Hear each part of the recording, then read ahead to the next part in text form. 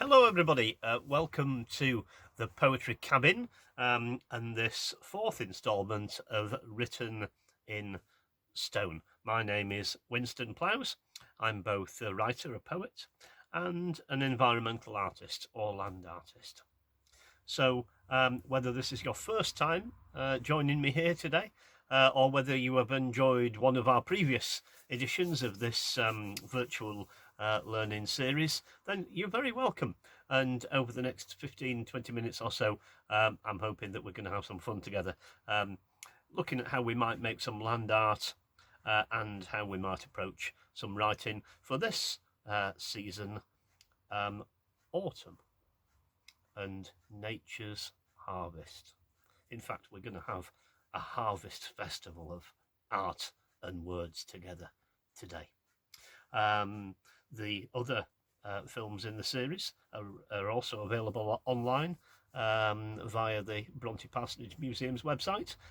In our first episode, Winter, we looked at both line and length in terms of art and poetry. We moved on to Spring, my favourite season, where we looked at circles in both those disciplines. And we've just had our summer episode, of course, where we were scrumping for colour. So what to expect in this edition?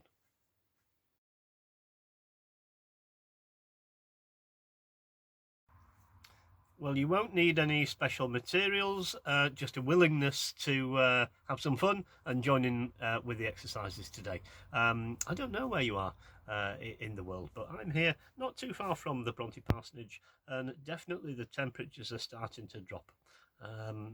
It's 1 degree tonight is the forecast, so we might even have our first little frost. But hey, what a wonderful time of year to explore the bounty of nature's harvest. So today we're going to focus our art on seeds and nuts and berries. I'm going to take you outside. We're going to have a little go at gathering some materials, and then I'm going to show you a gallery of art to give you some ideas of what you might want to do with those.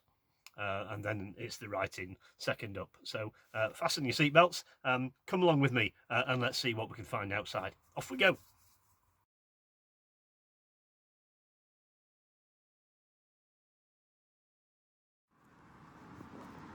So we don't need to be in the middle of nowhere to find nature's harvest. We're actually here on the on Burnley Road amongst all these busy traffic. But look here. We don't have to be. In lots of our parks and gardens, you can find nature's harvest. You can find these jewels of the pavement. I just can't walk by conkers without picking them up, and I'm doing that again, as you can see. Actually, these are from the red flowered horse chestnut, whose flowers look like this. Let's press on, see what else we can find. And we've been here before. We're on the Rochdale Canal, and there's a boat mooring up. There's the road a little bit further down now. And look, here we are, rowan berries. So this is one of the few rowan trees here. Most of the berries are gone. The birds have been feasting on these.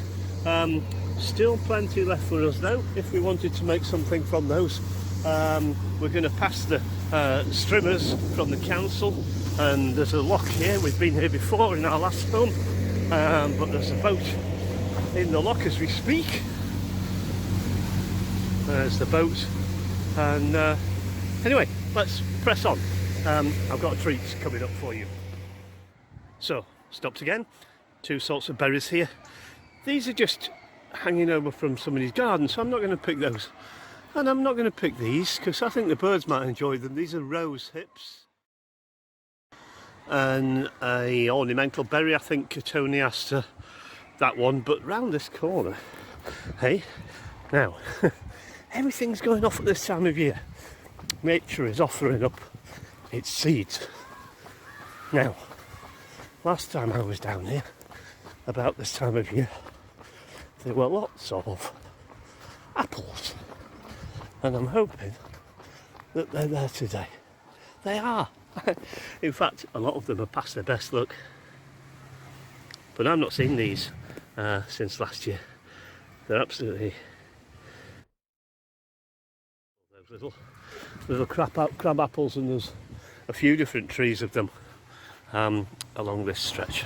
Oh, hello. Yes, I've turned the camera around, and it's so good to have you with us on this natural ramble, this rustication through nature's larder.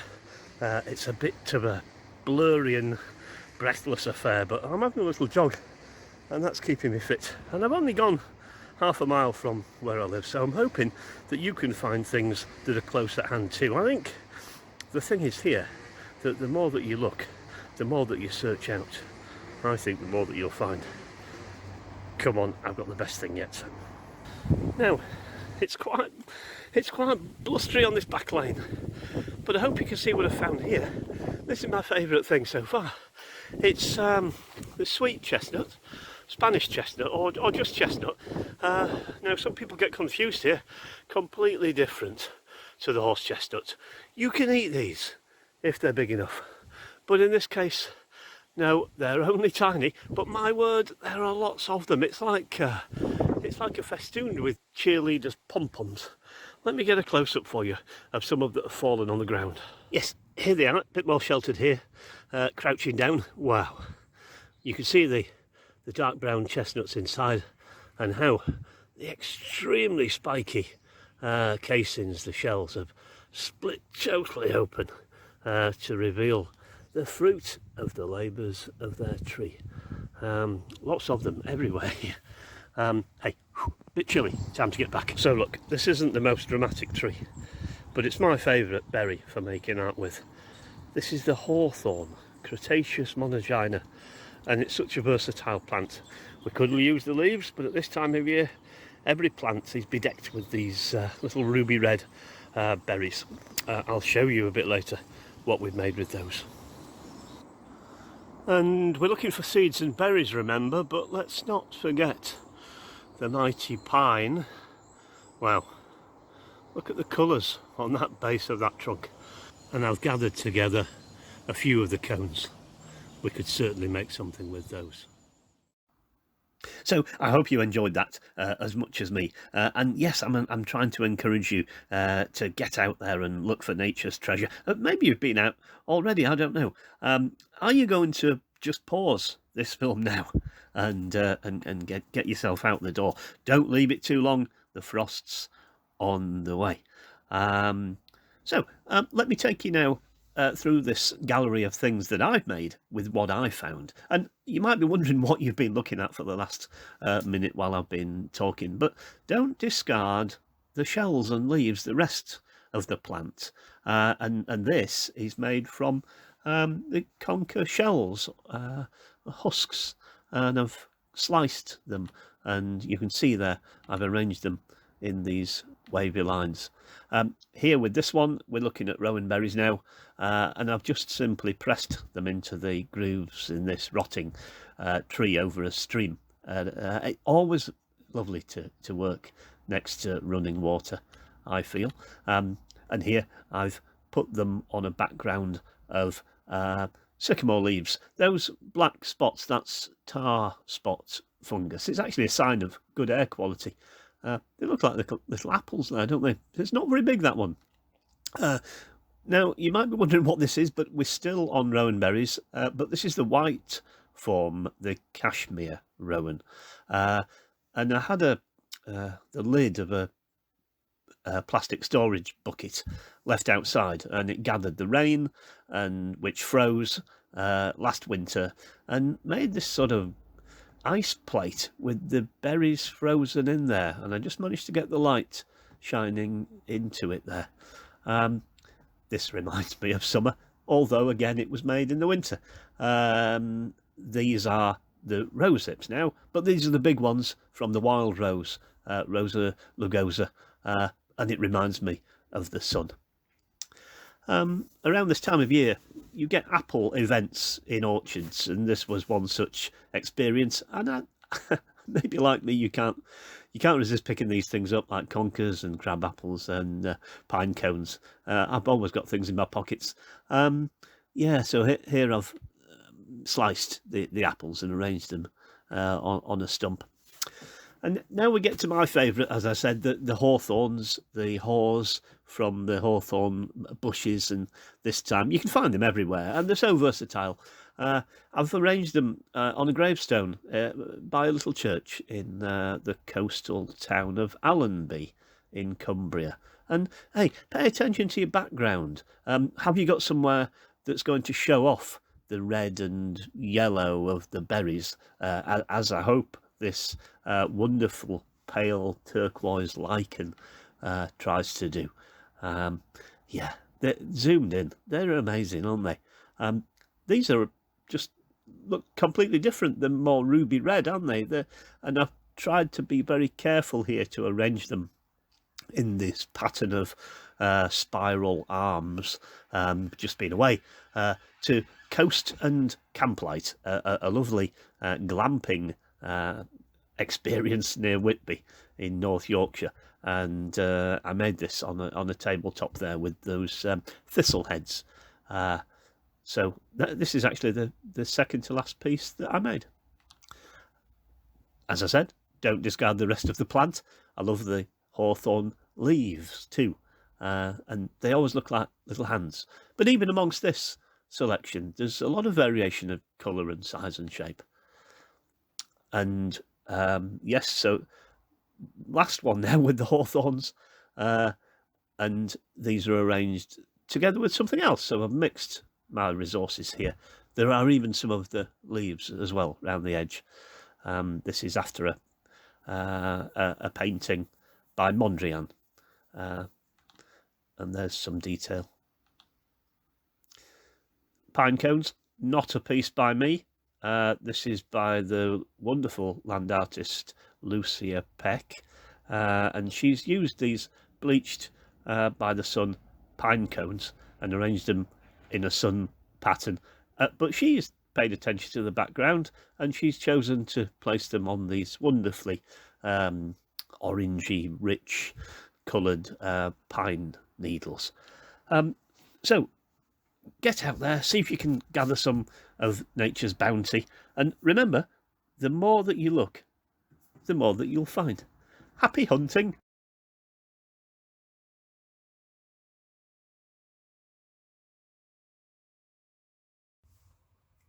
So off we go with our writing section of today's Written in Stone, and we're going to have a go at an ode. What is an ode?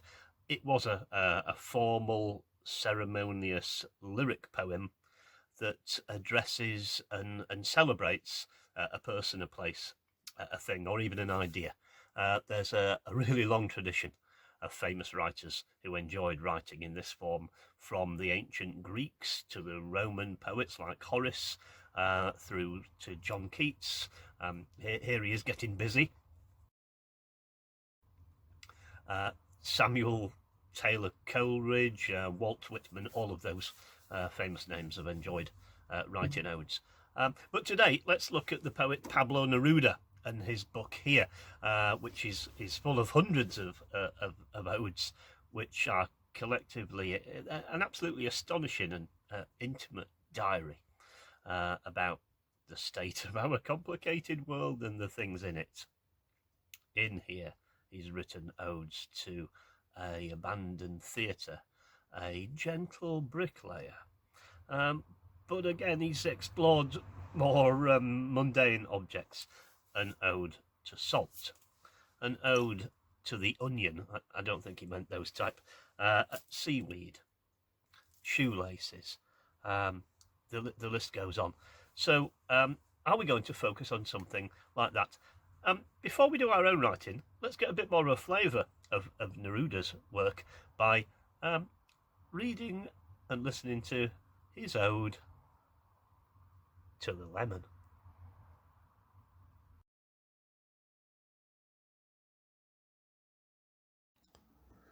Ode to the Lemon by Pablo Neruda. From white blossoms released by the moonlight, from the scent of restless love. Soaked in fragrance, yellowness fell from the lemon tree, and from their home in the sky, lemons came to the earth. The markets glowed with light, with pure gold. We opened the two halves of a miracle, and acid dripped from the centre of a star. Nature's strongest juice, bright and concentrated, born from the cool, fresh lemon. And acid secrets poured from its scented shell. So, when you hold half a cut lemon above your plate, you spill a universe of gold, a yellow tumbler of miracles, the fragrance of the earth, a ray of light that was made into fruit, the tiny fire of a planet.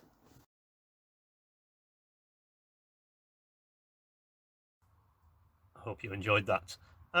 Can we use some of his poetry techniques to serve up a mouth-watering poem celebrating maybe something that we've found on our rustic ramble earlier, like a horse chestnut, or maybe something a bit more humble and a bit more of a traditional food item? Are you going to write an ode to the potato, for example? Here are some ideas. 4 tricks that he uses that we might employ. I'll put them up on the screen. The title. Set the stall out by telling the reader exactly what your poem is about, that it does exactly what it says on the tin. Ode to the, and then your choice.